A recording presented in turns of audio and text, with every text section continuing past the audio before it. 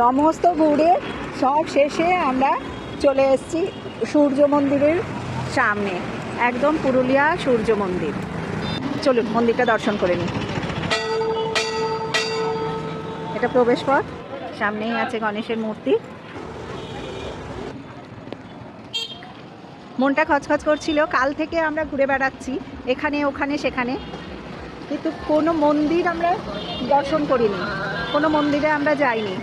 আজকে এই প্রথম পুরুলিয়া শহরে একটা মন্দির পেয়েছি, তো ওই জন্যে আজকে বেশ ভালোই লাগছে। পারবি?